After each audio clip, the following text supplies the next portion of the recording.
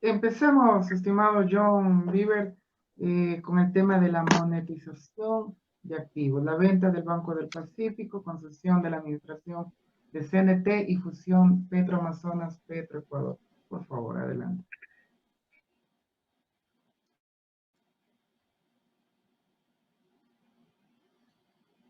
Bueno, luego, muchas gracias por este espacio, Jairo, y abordaremos estos temas que la ciudadanía debe conocer.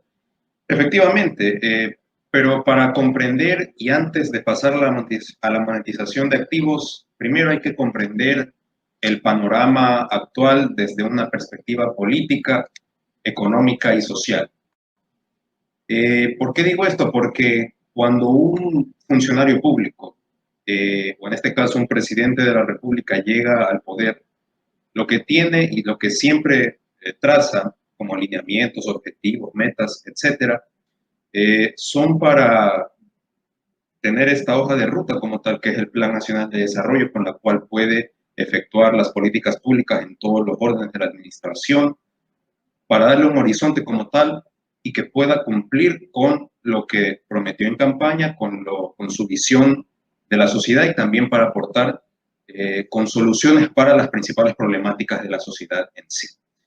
Entonces, ¿por qué menciono esto? ¿Y qué es lo que pasa? Porque durante la última legislatura hemos podido observar una serie de incoherencias, contradicciones en la toma de decisiones, especialmente a nivel político, económico y social, ya que vemos que, por así decirlo, cuando el presidente Moreno llega al poder, de alguna manera tenía una diferente visión de la sociedad o de lo que él planeaba como tal y que está publicado en la página web su Plan Nacional de Desarrollo. Pero a lo que me quiero remitir como tal primero es al Plan de Gobierno 2017-2021 que está inscrito en el Consejo Nacional Electoral y que también está publicado en su página web. Y hay una frase súper interesante que quisiera poner a consideración del público y que al parecer ya nadie se acuerda, no quieren topar ese tema, donde dice textualmente, y aquí lo tengo, página 14 por si acaso es, para que no se pierdan leyendo las 88 páginas. Página 14 dice textualmente una frase que ya verás con qué se relaciona. Dice, la visión neoliberal sueña con la austeridad fiscal, los recortes presupuestarios, los despidos, los paquetazos y privatizaciones. Ojo con esta última palabra, no lo olvidarán. Entonces, en los últimos tiempos se han concretado básicamente dos acuerdos con el Fondo Monetario Internacional que es de conocimiento público.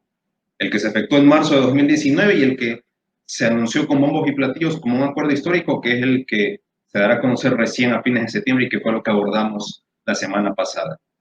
Y es que con estos acuerdos constan la ejecución de las medidas económicas que ha venido ejecutando el gobierno del presidente Moreno. Y entre esas medidas, ¿cuál está? Recorte del gasto social, especialmente en el ámbito de la educación y de la salud. Entonces, ahí vemos los recortes presupuestarios como tal. Despidos en el sector público, donde vemos que hasta el sol de hoy a ciertas determinadas personas que se los removió de sus cargos vinculados al sector público, hasta el día de hoy siguen pagos y se les deben sus sueldos como les corresponde por ley como tal.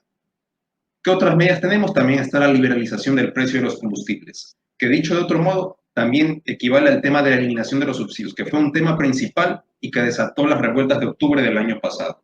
Pero vemos que al parecer esa revuelta fue en vano porque volvieron a eliminar los subsidios como tal.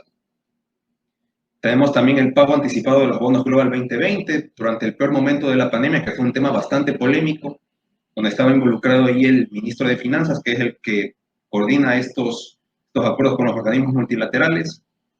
Y tenemos una serie de trámites como la ley de apoyo humanitario, que sirvió para flexibilizar, entre otras cosas, el tema de la jornada laboral y la relación entre el trabajador y el empleador. Y así también tenemos otras leyes como por ejemplo la ley de ordenamiento de las finanzas públicas que sirvió para reforzar el rol del ministro de Finanzas en ciertas cosas que no le competen constitucionalmente, pero esto ya es tema para otro video y queremos ir desglosando ciertas cosas. Entonces, con todo esto ha servido para que de alguna manera se llegue al histórico acuerdo de los 6.500 millones de dólares, que dicho sea de paso es incrementar más deuda externa de la que ya hemos venido acumulando en los últimos años. Ahora, con todos estos antecedentes, quiero entrar de plano definitivamente al tema de la monetización de activos, que no es otra cosa que privatizaciones en sí, desde la perspectiva económica. Y la gente me dirá, ¿qué son privatizaciones? Las privatizaciones no es otra cosa que la conversión de los activos públicos o bienes del Estado en negocios. O dicho de otro modo, la transferencia de la administración de una actividad del Estado a manos de una organización privada per se.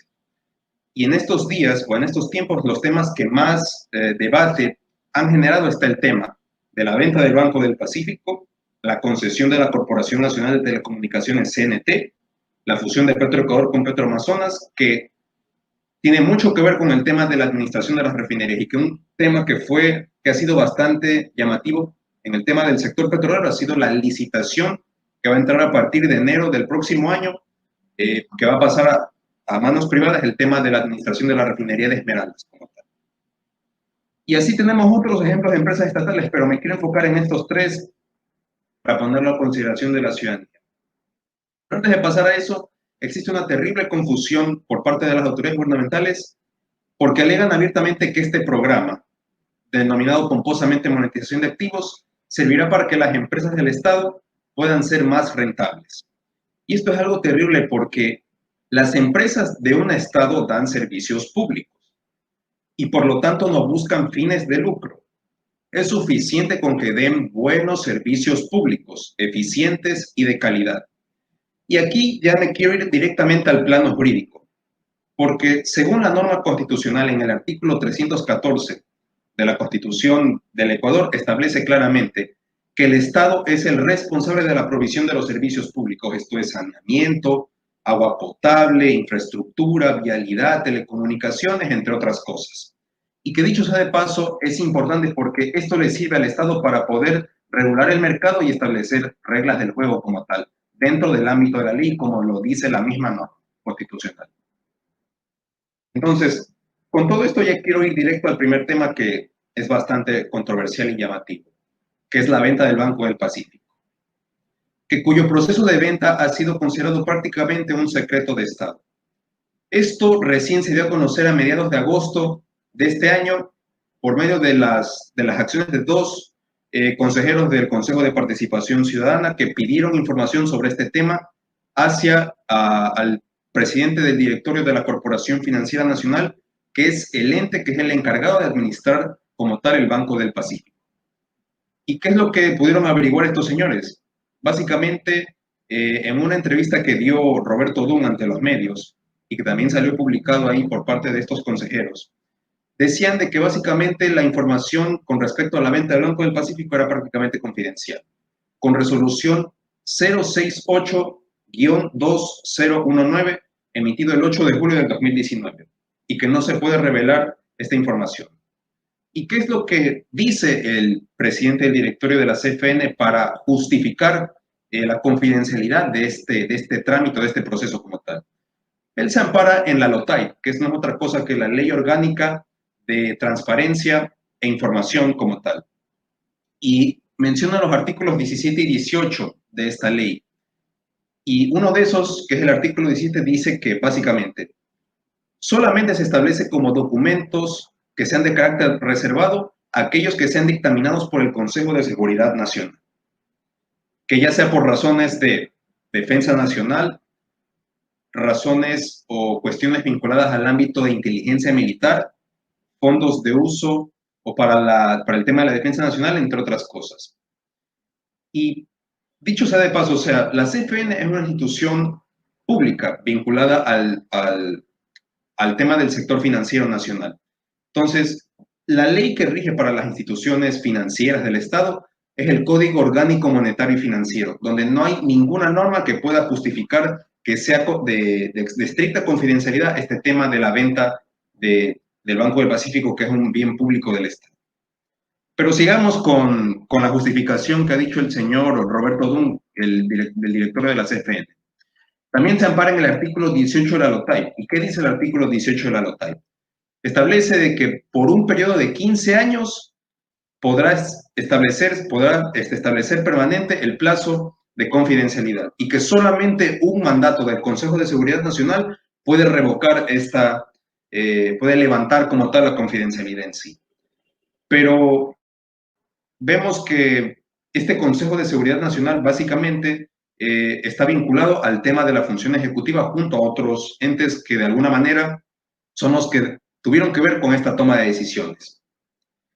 Y vemos que se presta para la suspicacia este tipo de cuestionamientos porque no se ha transparentado la información como tal. Y si bien es cierto, en el artículo 18 de la Constitución establece que la información debe ser pública y transparente. Entonces, ¿por qué el secreto? Pero lo más interesante de esta historia es que el Banco del Pacífico en el año 2019, y me parece que hasta el día de hoy, es el segundo banco más importante del Ecuador, ya que en primer lugar está el Banco del Pichincha y en tercer lugar está el Banco de Guayaquil. Entonces la gran pregunta es, ¿por qué venderlo si no está en quiebra o no presenta ninguna irregularidad o imperfección? Ya que, dicho sea de paso, este banco como tal ha servido como una herramienta dinamizadora en la política económica y también para garantizar la inversión, entre otras cosas.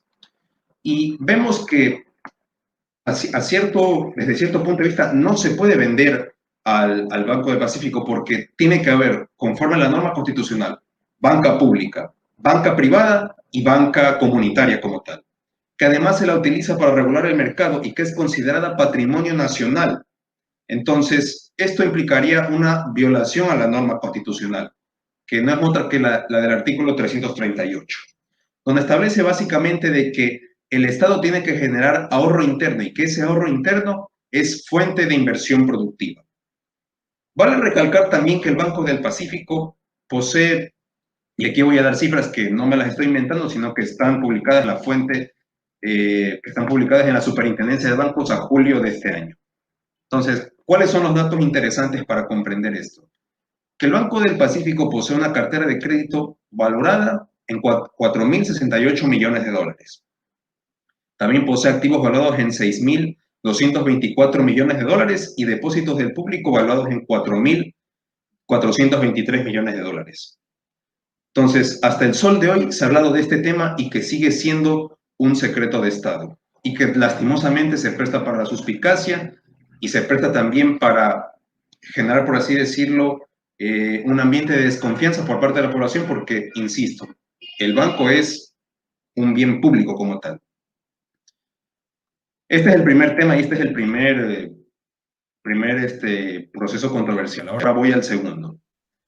El segundo, el cual vamos... Sí, sí. John, pero ahora que hablaste sobre la venta del Pacífico, y como tú mencionaste, un banco bastante importante, en conclusión, ¿a quién realmente le interesa que el banco se venda y quiénes son los interesados en comprar el mismo, ¿no? Bueno, estimado Jairo, esa es una pregunta muy interesante y esa es la pregunta que se hacen algunas personas que estamos metidos de lleno en el tema y que esto no lo conoce en general la ciudadanía, porque desgraciadamente se toma, sí son importantes otros temas, pero no estos que de alguna manera van a repercutir, no en los próximos 4 años, sino en las próximas generaciones, porque este proceso sigue siendo confidencial, o sea, insisto, no se conoce como tal el proceso completo, solo se conoce lo que les acabo de mencionar. Y lo que me estoy amparando son de fuentes casi que oficiales y que, dicho sea de paso, esto no se hubiera dado a conocer si no fuera por la acción que ejecutaron estos dos señores del Consejo de Participación Ciudadana. Y, insisto, o sea, habrá que ver si es que se llega a, y si es que este tema llega a ser un tema bastante, para la redundancia, importante para el tema de la campaña, a ver si es que alguno de los candidatos que se postula para la presidencia toca este tema y si es que decide tomar cartas en el asunto. Pero insisto, habrá que ver qué es lo que pasará con este caso, que hasta el sol de hoy no se lo toca o no se lo toma.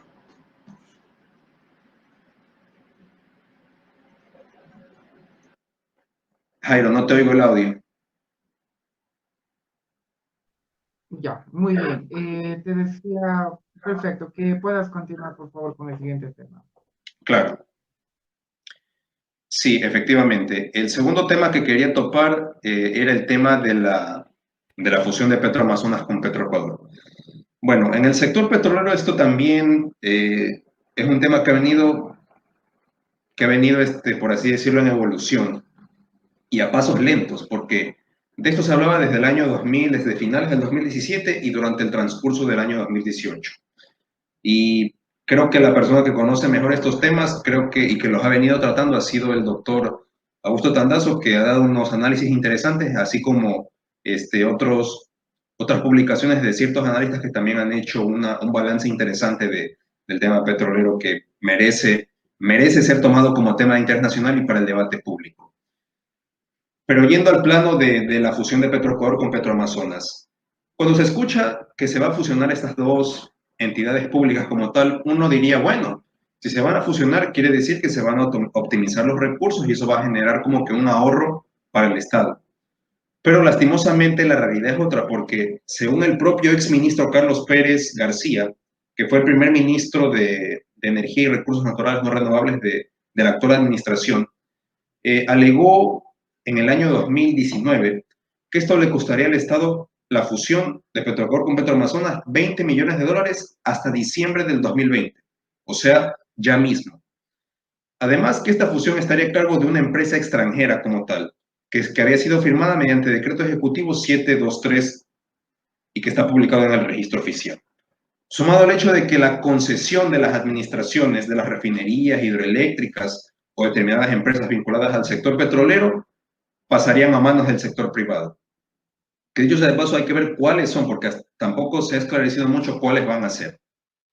Y este es un caso particular que se vincula con el tema de la licitación de la refinería de Esmeraldas, que a partir de enero del 2021 ya va a ser una realidad y que durará por 20 años la administración que se hará desde el sector público al sector privado per se. Y aquí vale hacer una acotación interesante porque las dos empresas, si bien es cierto, funcionan dentro del mismo marco, tienen funciones diferentes. Y les voy a poner un ejemplo. Petroecuador es la empresa que está encargada de hacer la comercialización, la movilización, el transporte, la refinación y el almacenamiento de los derivados hidrocarburíferos y de determinados recursos vinculados a este sector. Mientras que Petroamazonas realiza la exploración y realiza la explotación de los campos petroleros muy prospectivos, como por ejemplo Sacha, Cocapayamino, el bloque ITT, los campos Sauca, Ixpingo, entre otros, y que cuenta con una producción de 440,000 barriles de crudo como tal, de petróleo. Sin embargo, una vez más, esto representa una violación constitucional. ¿Por qué? Porque en el artículo 313 de la Carta Fundamental establece que las refinerías y las empresas encargadas o vinculadas en la gestión de los sectores estratégicos son de competencia exclusiva del Estado central. Y más adelante en su artículo 314 establece de que es el propio Estado el que es el responsable de la provisión de los servicios públicos vinculados a estos sectores energéticos como tal, que representan una fuente de inversión productiva para el país. Y vemos que esto también, una vez más, se presta para la suspicacia y que al entregar esto a una organización privada, los campos petroleros dejan al Estado sin herramientas para regular estas actividades. Y debe constituir empresas públicas por mandato constitucional en los sectores estratégicos, porque esto le deja básicamente sin la posibilidad para poder establecer reglas del juego claras, lo cual también es norma constitucional donde establece que el Estado tiene que constituir empresas públicas para dichas administraciones en sí. Hasta aquí termina el tema de la fusión de Petroecuador con Petroamazonas. No sé si tienes una pregunta, Jairo.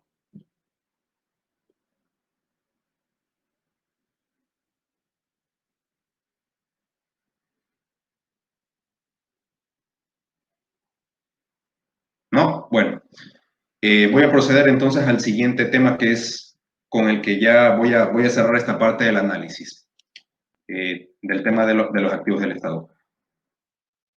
La Corporación Nacional de Telecomunicaciones, que que también conocida como CNT, es quizás la empresa estatal de telecomunicaciones más importante del Ecuador, que ha generado bastantes ingresos para el Estado y le ha servido como tal para la provisión de los servicios públicos vinculados al tema de la telefonía, servicios telefónicos, servicios de Internet, entre otras cosas, y que está presente en las 24 provincias de todo el Ecuador. Y hay un dato interesante aquí, porque fue galardonada en el año 2015 como la mejor empresa ecuatoriana por la Latin American Quality Institute. Sin embargo, esta empresa como tal también está dentro del plan de las concesiones como parte de las medidas del plan económico de la administración actual. Y un tema bastante polémico que fue que esto que comenzó a tomarse en cuenta y que también no se ha hablado mucho es que desde enero de 2019 el ex consejero presidencial Santiago Cuesta era el que estaba a cargo de esta operación como tal. Y él decía que esto serviría para el mejoramiento de la eficiencia del Estado, la optimización de los recursos, conforme para poder así garantizar el desarrollo y el fomento productivo en sí. Y lo que decía el consejero Santiago Cuesta es algo interesante, porque él decía que el gobierno buscaba otorgar o pasar la administración de esta empresa en un 100% hacia determinados sectores que nunca se estableció. El 100% de la administración como tal durante 20 años y por un valor de 4.000 millones de dólares. Y según Cuesta, el Estado se reservaría el 25% de las utilidades como tal. Dicho sea de paso, a nivel anual, CNT tiene unos ingresos sumamente cuantiosos, valorados en unos 200 millones de dólares a la fecha actual para el Estado. Y con la concesión o con la privatización o monetización, como se le quiera llamar, básicamente el Estado dejaría de percibir aquellos ingresos por 2 décadas, las cuales pasarían a ser ganancias a manos privadas como tal. Y cabe recalcar que CNT representó en su momento el principal puntal para que la administración actual anuncie con bombos y platillos el tema de la realización de la tecnología 5G. Que dicho sea de paso, el ministro de Telecomunicaciones, Andrés Michelena, a principios de este año decía que es inconstitucional e imposible de que puedan vender la CNT, pero vemos que todavía se está moviendo este proceso como tal y que tampoco se habla de esto y no se ha dado mucha información como tal. Y es más, Julio Aguirre, que se le hizo una entrevista, que fue el que representa a los trabajadores de la CNT, establecen de que básicamente esto representa un perjuicio no solamente para el Estado, sino también para los trabajadores, porque una de las intenciones como tal, y que fueron manifestaciones del ex consejero Santiago Cuesta, era que CNT tenía demasiados empleados, y que por eso, con el traspaso a manos privadas, iba a servir para poder reducir los costos, poder establecer las liquidaciones pertinentes y que esté apta para el tema competitivo y que pueda generar, de alguna manera, sea más rentable, que es el concepto que les venía comentando al principio. Y, insisto, esto ha venido ya desde hace muchos años, durante los últimos 2 años. Esto es alarmante porque básicamente con esto se traducen más despidos para los trabajadores bajo la tónica de reducir costos, que es lo que se camufla tras esta decisión como tal, y vemos que estas excusas son solo un tema que sirve para moverlo a pasos acelerados el tema de este tema de la agenda para poder establecer este tipo de traspasos para que puedan ser más rentables en sí las empresas. Pero aquí yo me hago una pregunta y que se las quisiera compartir a la gente que nos escucha.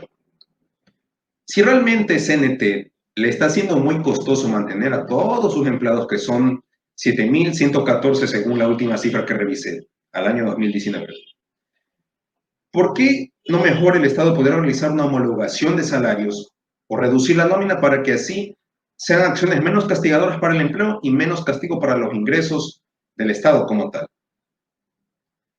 Y ahora bien, ¿qué significa todo esto?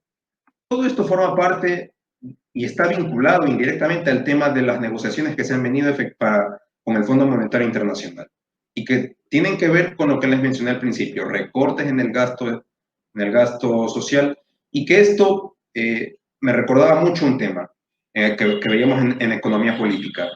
Y con todo esto se aprecia básicamente desde la teoría de la economía neoclásica.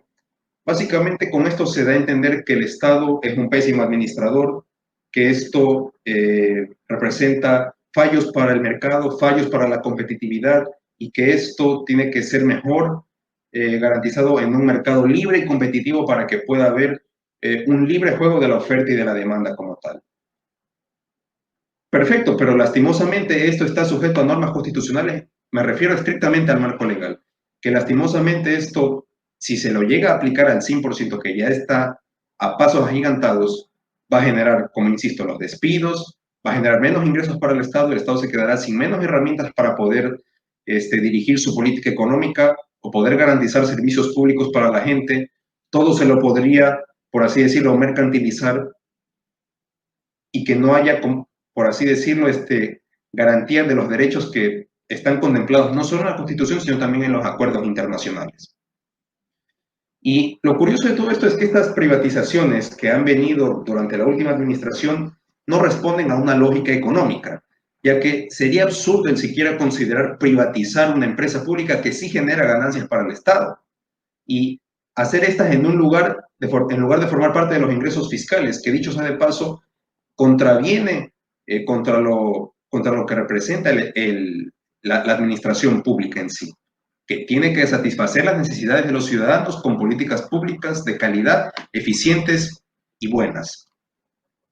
Entonces, desde 2019 se ha dado a conocer todo este listado de bienes o activos públicos que van a traspasar a manos privadas o que se las va a concesionar, como se las quiera llamar, las cuales pasarían a un proceso de optimización, entre otras cosas. Y, insisto, esto contraviene a la norma constitucional y tampoco conviene para los intereses del país como tal, porque esto no se trata de los próximos 4 años, sino de las próximas generaciones. Entonces, es importante tocar estos temas para que la gente los conozca y que no se presten para la suspicacia. Debemos generar debate público con estos temas y que los políticos deben hablar y transparentar la información como tal. Entonces, hasta aquí mi análisis sobre la monetización de activos. Muy bien, estimado John. Mira, quería preguntarte algo sobre la licitación de concesión de la refinería de Esmeralda. Entonces, que tal vez nos puedes explicar un poco, que arrancó este 22 de septiembre y justamente se adjudicará una cifra, digamos una fecha, en febrero del próximo año. ¿Nos pudieras dar a conocer tal vez sobre este tema? Si está tal vez realizado la iniciación.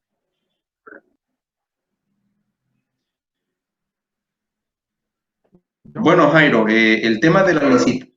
¿Aló, sí? Sí, te escucho. Sí, se oye. Ok. Sí, bueno, el tema de la licitación de la delegación de la gestión del conjunto como tal de la refinería de Esmeraldas es un tema que ha venido, insisto, desde los últimos años porque es un tema vinculado al sector petrolero y es lo que ha venido a pasos agigantados como tal, porque lastimosamente esto serviría para que de alguna manera los campos como tal, que los mencioné en mi intervención ahora, que es básicamente el tema de los campos petroleros que son, por así decirlo, muy atractivos para las empresas como tal, porque de alguna manera nuestra economía en la última etapa contemporánea ha estado vinculada necesariamente al tema petrolero. Entonces, somos una economía dependiente del petróleo, sin hacer referencia a otros bienes o recursos que tenemos y que nos podrían ayudar, pero como complemento para poder reactivar la economía en sí. Entonces, sobre este modelo solo se ha dado a conocer que supuestamente, según las declaraciones del Ministerio de Energía, de Recursos Naturales y No Renovables y de su principal cabeza, el señor René Ortiz, dice que esto permitirá atraer inversiones por más de 2.000 millones de dólares y que permitirá un ahorro de 300 millones como tal al Estado. Entonces, a través de esto es que se busca hacer el tema de la gestión de los campos, convertirlo en una sola empresa para que ya no hayan dos y que solo una se encargue de hacer estas operaciones que son las que mencioné, el tema de la comercialización, el tema del transporte, el tema de la explotación de los campos, entre otras cosas, sin dejarle ingresos o ganancias como tal al Estado. Y enfatizó que esta transferencia como tal de la delegación va a pasos agigantados y que en lo que quede del año se espera todavía que forme parte del programa de monetización de activos y que a partir de enero de 2021 es que será ya una realidad que pase a manos del sector privado como tal o de alguna empresa privada en sí y que durará más de 20 años, al igual que el tema de la CNT. Eso es lo que te puedo comentar con respecto al tema de la licitación de la refinería Esmeraldas. Muy bien, y esta era la refinería del mandato que estaba a punto de explotar, ¿verdad? ¿O me equivoco? No, me parece que era la refinería del Pacífico, la refinería de Manabí, que era la que estaba.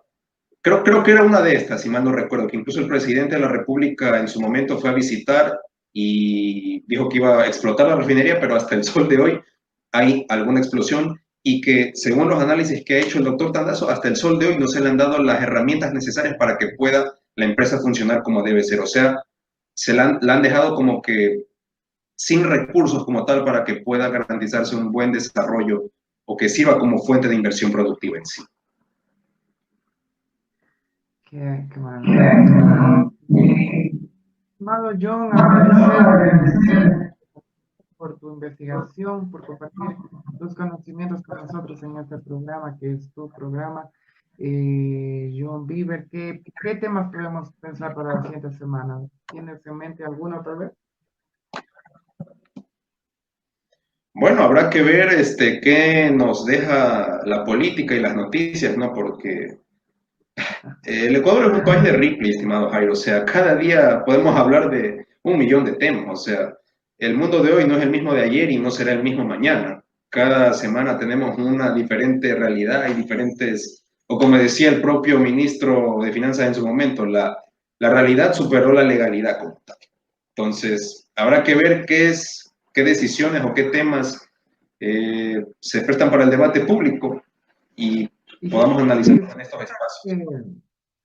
sí conoces que el CAL dio paso a los cinco juicios políticos que tiene Richard Martínez. A ver, de lo que tengo conocimiento es que ya está tramitado y en luz verde el del presidente del Consejo de Participación Ciudadana, Cristian Cruz Larrea. El de la ministra de Gobierno, María Paula Romo, todavía sigue en suspenso. Y qué bueno que topas el tema del ministro de Finanzas, porque me encontré una perlita ahora en el New York Times que se publicó a fines de agosto de este año.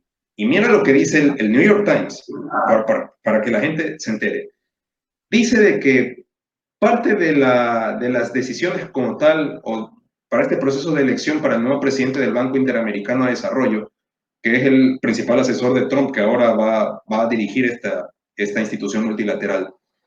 Parte de la razón por la cual él llega a esta institución es porque Brasil y Ecuador le dio los votos como tal. Y hay una declaración súper interesante que decía, me gustaría de que el ministro de Finanzas del Ecuador se integre a mi equipo para que pueda formar parte.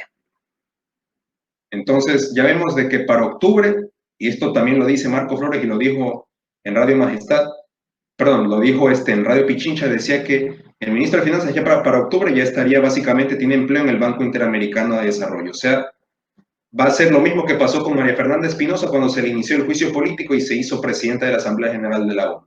O como en su momento Augusto de la Torre también se fue al Banco Mundial, o Ana Lucía Mijos también se fue al Banco Mundial. O sea, la historia tiende a repetirse y es irónico todo esto, por si acaso. Claro, Richard Martínez, hay casos para que le den al BID. Mira, es más, podría ser un buen tema de análisis para poderlo presentar en la próxima semana. Estimado John, agradecerte de nuevo, igual a todas las personas que se han conectado, que nos han acompañado en esta transmisión. Nosotros habíamos concretado una entrevista con el candidato Yacu Pérez, pero bueno, lamentablemente no se ha conectado, no sabemos qué pasó, no ha realizado tampoco una excusa tampoco para poder dar a conocer. En todo caso, nuestros espacios siempre estarán gustosos de poder tener tus análisis, John, igual las entrevistas con las demás personas, ¿no? Entonces, tu comentario final, tus palabras finales, estimado John.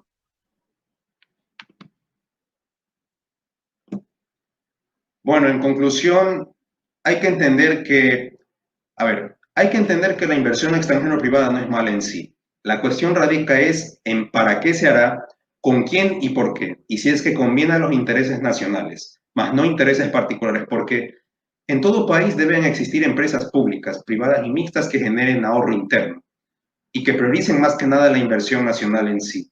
Y que me gustaría citar esta frase, que no se confunda patrimonio nacional con patrimonio personal, porque lastimosamente, a lo largo de nuestra historia reciente, se ha generado esta confusión o tergiversación de convertir en negocios los servicios públicos que maneja el Estado, o como plantean ciertos analistas, de que la inversión privada tiene que ser sinónimo de que vengan a hacerse cargo de las actividades del Estado como tal. Y todo en extremo es malo. Tampoco se trata de erigir un Estado grande o un Estado minimalista. Insisto, todo en extremo es malo. Y quisiera terminar con estas frases históricas que quiero poner a consideración de la gente para que se enteren y vean y para que puedan tener un criterio. Nicolas Sarkozy, en el año 2008, cuando se desató la crisis financiera mundial en el panorama internacional, él, siendo presidente de Francia, se fue al Parlamento Europeo y dio un discurso que lastimosamente los medios no lo destacaron acá en Latinoamérica. Y que si lo escucharan ciertos exministros de finanzas o analistas se cayeran para atrás. Para que vean lo que les voy a decir. El presidente Sarkozy, siendo de derecha, dice en el Parlamento Europeo: yo insto a los países europeos a crear fondos soberanos para invertir en empresas comunitarias y públicas y evitar que caigan en manos de capital extranjero, porque no me gustaría que los ciudadanos europeos dentro de unos meses se despierten descubriendo que las empresas europeas han caído o pertenecen en capitales no europeos. Entonces, estos son los temas de interés nacional que debemos abordar todos los días como ciudadanos vigilantes de la toma de decisiones y que definirán el futuro no de los próximos 4 años, sino de las próximas generaciones, porque vivimos en tiempos donde lastimosamente impera el maniqueísmo. ¿Qué quiere decir esto? Que, pongo un ejemplo, el tipo con sombrero blanco es bueno y el tipo con sombrero negro es malo. O aquellos que piensan diferente y tienen un criterio formado se los etiqueta despectivamente, y lo cual, en vez de llevarnos a intercambiar palabras, terminamos intercambiando balas. Y no debe confundirse libertad con anarquía, crítica con irrespeto y tolerancia con la bulia. Hasta aquí termino mi intervención. Jairo, muchas gracias por este espacio. Insisto, es un gusto compartir con ustedes cada jueves sobre estos temas y que la ciudadanía debe conocer. Y que Dios los bendiga. Gracias.